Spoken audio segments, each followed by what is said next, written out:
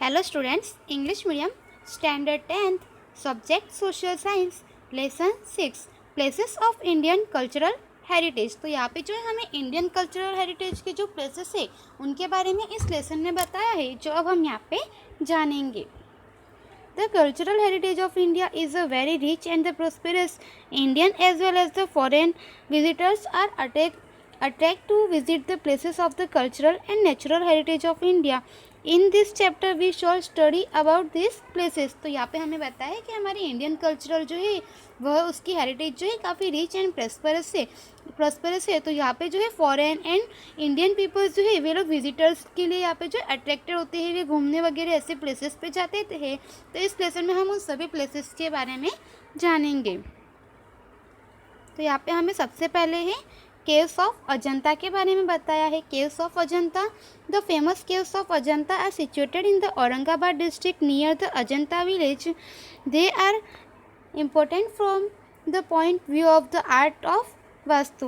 These caves are divided into two divisions, caves based on wall painting and caves based on the sculptures.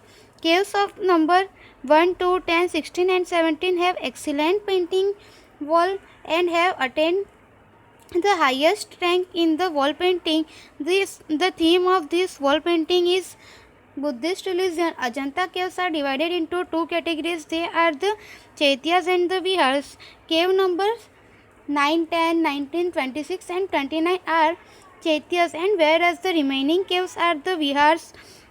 Ajanta caves were the forgotten with the passage of time, but the 1819 AD an English captain John Smith rediscovered them, and Ajanta caves are the magnificent examples of the initial Buddhist art of the Vastu, art of the painting and sculptures. Human interference and impact of time have greatly damaged them. Ajanta caves are famous not only in India but also in world. Their extraordinary reach and art, the fine bending of the wonderful art of painting, sculptures and the architectures of the Ajanta caves has earned pride for an Indian art. तो यहाँ पे हमें बताया है कि यह जो Ajanta caves है यह महाराष्ट्र के औरंगाबाद डिस्ट्रिक्ट में जो है अजंता विलेज में आई हुई है, एंड यह जो है वास्तु के अकॉर्डिंग जो है यह काफ़ी जो है इम्पोर्टेंट मानी जाती है। एंड यहाँ पे बताया है कि अजंता के केव्स को 2 पार्ट में डिवाइड किया गया है, जिसमें फर्स्ट है वॉल पेंटिंग के बेस पर एंड सेकेंड है स्कल्पचर्स के बेस पर। उसके बाद में बताया है कि केव्स नंबर जो है 1, 2, 10, 16 एंड 17 जो है यह वॉल पेंटिंग के बेस पर जो है काफ़ी यहाँ पे रैंक वाली मानी जाती है। इसको जो है हाईएस्ट रैंक मिला है वॉल पेंटिंग के सेक्टर में। एंड उसके बाद में बताया है कि यहाँ पे जो है हमें इसमें बौद्ध बिहार्स एंड चैत्यस के बारे में जो है 2 कैटेगरीज में इन्हें डिवाइड किया गया है, जिसमें कि 9, 10, 19, 26 एंड 29 जो है वे चैत्यस हैं, एंड उसके बाद की जो केव्स है वे जो है बिहार्स की है। एंड एक समय में जो है इसे भुला दी गई थी, लेकिन 1819 में जो है यहाँ पे इंग्लिश कैप्टन जॉन स्मिथ जो है उन्होंने इसे रीडिस्कवर किया। एंड यहाँ पे बताया है कि यहाँ पे ह्यूमंस ने जो है यहाँ पे इसे कई तरह से डैमेज किया था, लेकिन अभी जो है इसमें जो है इसके sculptures and painting, vastu of art वगैरह की वजह से एंड बुद्धिस्ट रिलीजन्स के जो है हमें यहाँ पे देखने को मिलता है, जिसकी वजह से जो है इसे ओनली इंडिया में ही नहीं बल्कि इसे जो है पूरे वर्ल्ड में जो है इसे जो है काफ़ी ग्रेट माना गया है। एंड यहाँ पे जो है अजंता केव्स की वजह से जो है इंडियन आर्ट को प्राइड होता है। उसके बाद नेक्स्ट है Ellora caves. Ellora caves are the situated at the Aurangabad district in Maharashtra. There are 34 caves in all. There are the 3 groups of the caves and they are different from each other. First to 12 are the Buddhist caves, 13 to 29 are the Hindu caves, and 30 to 34 are Jain caves. Hindu caves are built during the reign of the Rashtrakud dynasty, and Kailash temple is situated in cave number 16. It is 50 meter long and 33 meter wide and the 30 meter height. This temple is carved out the Sain massive rock. This temple is adorned with the beautiful doors, balconies and the series of pillars. The beauty of the temple cannot be described in the words. They are constructed during the time of the 1600 AD to 1000 AD. It is a live display of the ancient Indian civilization, caves dedicated to the Hindu, Jain and Buddhist religions. Ellora campus is not only an example of the magnificent creation of art but also best example of excellent technology. Moreover, it describes about the patience of the Indians. तो यहाँ पे हमें बताया है कि Ellora caves जो है यह औरंगाबाद डिस्ट्रिक्ट में महाराष्ट्र में जो है वहाँ पे ये सिचुएटेड है। यहाँ पे है जो है 34 केव्स है इसमें टोटल, एंड उसके बाद में जो है इसे डिफरेंट पार्ट्स में जो है यहाँ पे डिवाइड किया गया है, जिसमें से 3 पार्ट्स में डिवाइड किया है। फर्स्ट टू 12 नंबर की जो केव्स है वे बुद्धिस्ट केव्स है, उनमें हमें बुद्धिस्ट रिलीजन्स के बारे में जानने को मिलता है। 13 टू 29 के जो है वे हिंदू केव्स है, जिसमें कि हमें हिंदू रिलीजन्स वगैरह के बारे में जानने को मिलता है, ऐसे पिक्चर्स वहाँ पे देखने को मिलते हैं। एंड 30 से 34 तक जो है वे जैन केव्स में यहाँ पे डिस्ट्रीब्यूट की गई है। उसके बाद हमें बताया है कि हिंदू केव्स जो है वे यहाँ पे राष्ट्रकूट डायनेस्टी के समय में जो है वे बनी हुई थी। एंड कैलाश टेम्पल जो है वह यहाँ की केव्स नंबर 16 में सिचुएटेड है, जो कि यह कैलाश टेम्पल जो है यह 50 मीटर लॉन्ग है, 33 मीटर जो है यह चौड़ा है, एंड इसकी हाइट जो है वह 30 मीटर है। उसके बाद में यह बताया है कि यहाँ पे जो है यह केव्स जो है इसके ब्यूटीफुल डोर्स है, बालकनीज है, जिसकी वजह से जो है इस टेम्पल को काफ़ी सारी जो है यहाँ पे जो है ख्याति वगैरह मिली है। उसके बाद में हमें पता है कि इस वर्ड के जो यहाँ पे इस टेम्पल की ब्यूटी जो है उसे हम यहाँ पे वर्ड्स में डिस्क्राइब नहीं कर सकते। एंड यह जो केव्स है यह जो है 1600 AD टू 1000 AD के टाइम पे बनी थी, और यह जो है यह एंशिएंट इंडियन सिविलाइजेशन में जो है यहाँ पे हमें देखने को मिलती है। और इन सभी केस में जो है हमें जैन, हिंदू, बुद्धिस्ट रिलीजन्स वगैरह के बारे में जानने को मिलता है। एंड यह जो है एक बेस्ट एग्जाम्पल की तरह माना जाता है कि टेक्नोलॉजी का जो है उस टाइम पे भी काफ़ी अच्छी तरह से यूज़ होता था।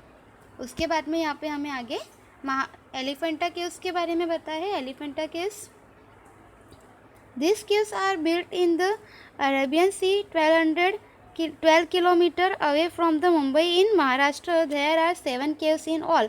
There is a huge stone monument of an elephant.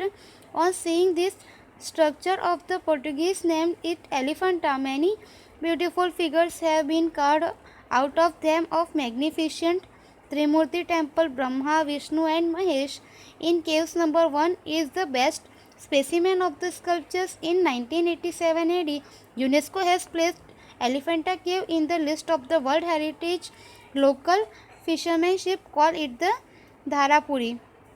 तो यहाँ पे हमें बताया है कि यह जो एलिफेंटा केव्स है यह जो है अरबियन सी से 12 किलोमीटर की दूरी पर मुंबई में आया हुआ है। एंड इसमें जो है टोटल 7 केव्स है। उसके बाद में यहाँ पे बताया है, तो यहाँ पे हमें बताया है कि जो पुर्तगीज़ थे उन्होंने यहाँ पे जो है एलिफेंटा की शेप वगैरह देखकर जो है इस केव्स को एलिफेंटा नाम दिया था। और यहाँ पे जो है हमें त्रिमूर्ति टेम्पल देखने को मिलती है, जिसमें कि यहाँ पे त्रिमूर्ति की जो है यहाँ पे एक हमें ब्रह्मा, विष्णु एंड महेश के शेप में जो है यहाँ पे देखने को मिलती है केव नंबर 1 में। और उसका यहाँ पे बताया है कि यूनेस्को ने जो है इसे एलिफेंटा केव को जो है वर्ल्ड हेरिटेज की जो बेस्ट प्लेसेस मानी जाती है वर्ल्ड हेरिटेज की, उसमें जो है यहाँ पे कल्चरल हेरिटेज में जो है इसे इंक्लूड किया है। एंड उसके बाद में यहाँ पे बताया है कि एलिफेंटा केव्स को जो है वर्ल्ड में यहाँ पे हेरिटेज के रूप में जाना जाता है। एंड वहाँ पे रहने वाले जो लोकल फिशरमैनशिप है वे लोग इसे धारापुरी के नाम से जानते हैं। महाबलीपुरम, तो अब हम यहाँ पे जो है महाबलीपुरम के बारे में जानेंगे। Mahabalipuram is located 60 km away from the Chennai. The city of Tamil Nadu is famous for its splendid temple architecture of the seashore. Narasimhavarman, who was popularly known as the Mahamalla, belonged to the Pallava dynasty. 7 chariot temples were built here. At present, only 5 chariot temples exist. 2 chariot temples have the submerged in the sea. There is an amazing figure of Lord Vishnu in a smiling pose. Besides, there is an idol of the goddess Durga slaying Mahishasur is worth seeing. Mahabalipuram, which has the unparalleled architectural rock sculptures, was also a famous harbor of the ancient time. तो यहाँ पे हमें बताया है कि महाबलीपुरम जो है यह चेन्नई से जो है यहाँ पे 16 किलोमीटर की दूरी पर आया हुआ है। एंड तमिलनाडु जो है यह अपने सी शोर के किनारे जो समुद्र किनारे है उसके यहाँ पे आया हुआ यह जो मंदिर है उसकी वजह से यह काफ़ी फेमस है। उसके बाद बताया है कि यहाँ पे पल्लव डायनेस्टी के जो किंग थे नरसिंह वर्मन, उनका जो उपनाम था महामल्ल, उनके नाम पर से इस टेम्पल का नाम जो है महाबलीपुरम रखा गया था। एंड यहाँ पे पहले जो है 7 रथ बने हुए थे उनके समय में, जो कि बाद में जो है 5 ही रह गए, 2 जो है वे समुद्र में यहाँ पे विलीन हो गए। एंड उसके बाद में यहाँ पे हमें बताया कि यहाँ पे भगवान विष्णु की जो है उनकी मूर्ति, एंड यहाँ पे जो दुर्गा है उनकी यहाँ पे मूर्ति जो कि महिषासुर का वध करते हुए दुर्गा की मूर्ति जो है ऐसी हमें देखने को मिलती है। तो इस तरह से शिल्प स्थापत्य कला के क्षेत्र में जो है यह जो है मंदिर यह काफ़ी प्राचीन मंदिर माना जाता है। और यह जो है एंशियंट टाइम पे जो है काफ़ी यहाँ पे स्कल्पचर्स के सेक्टर में जो है यह काफ़ी एंशियंट माना जाता था। नेक्स्ट है Pattadakal memorial. Pattadakal, the capital of the Chalukya dynasty, is the 16 kilometer away from the Badami Nagar, and Dravid style of the architecture is used in the construction of the temple here. These were built during the 7th and 8th century. Virupaksh temple is the biggest temple of the Pattadakal. तो यहाँ पे हमें बताया है कि पट्टदकल जो है यह चालुक्य डायनेस्टी की जो है वहाँ पे बादामी नगर के वहाँ पे आया हुआ है। एंड उसके बाद में यहाँ पे बताया कि यह जो अपने कंस्ट्रक्शंस या टेम्पल का जो कंस्ट्रक्शन है उसके आर्किटेक्चर की वजह से जो है काफ़ी पॉपुलर है। एंड इसका जो कंस्ट्रक्शन है वह 7th and 8th सेंचुरी में हुआ था।